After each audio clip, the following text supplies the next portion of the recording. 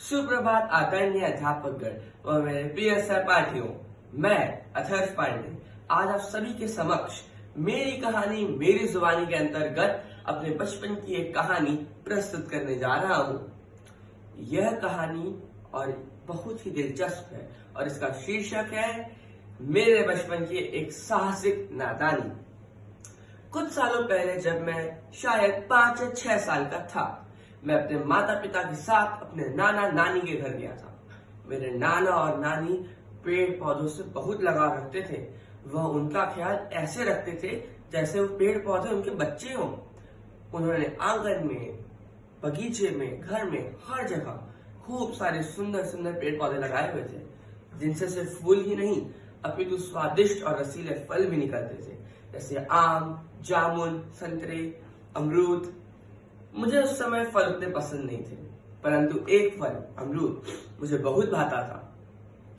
मेरी नानी की एक आदत है जो मुझे आज तक स्मरण है। वह मुझे छत पर ले जाया करती थी और अमरूद को छोटी छोटी फाकों में काट कर मुझे खिलाया करती थी। वह अमरूद बहुत स्वादिष्ट और रसीला होता था। ये मेरे बचपन के सबसे अच्छे स्मरणों में से एक है। ऐसे ही एक दिन वह मुझे छत पर लेकर गई, परंतु उन्हें याद आया कि चाकू तो वो नीचे ही भूल गई है।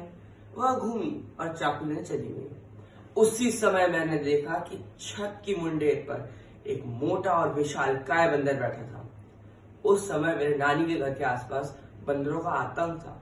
मेरे माता पिता, माँ, मामी मुझे हमेशा सचेत और सावधान करते थे कि बंदरों से दूर रहो, दिख जाए तो घर के अंदर आ जाओ, उनकी आंख में आंख डाल के मत देखो, और हाँ, भूल कर भी उनको उकसाओ मत या उनकी तरफ कुछ फेंको मत।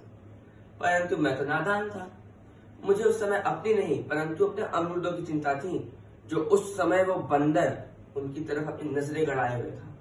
मैंने उन अमरूदों को अपने सीने के पास बटोरा और एक कदम पीछे लिया, परंतु वो बंदर तब भी मेरे पीछे आता गया। तभी नानी के ऊपर आने की कुछ खटर पटर की आवाज हुई, जिसको सुनकर वो बंदर भागता हुआ मेरी तरफ आ गया। ना मैंने आव देखा ना ताव। मैंने एक अमरूद लिया और फेंका उसकी दिशा में। मैं बच्चा था और मेरा निशाना अच्छा नहीं था।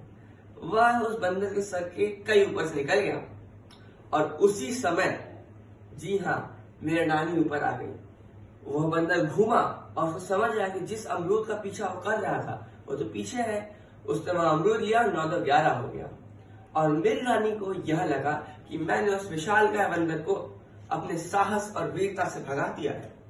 उन्होंने इसकी कहानी चाय के समय शाम को मेरे माता पिता, मेरे मौसा मौसी और मेरे माँ मामी को सुनाई। वह सब बहुत ही गौरवान्वित महसूस हुआ। मेरे मामा ने तो मुझे अपने कंधों में बिठा के कॉलोनी का चक्कर कटवाया, जैसे कि मैं कोई राजा हूं जो कोई युद्ध जीत के आ रहा है। मेरा सीना गर्व से गदगद हो गया। धन्यवाद।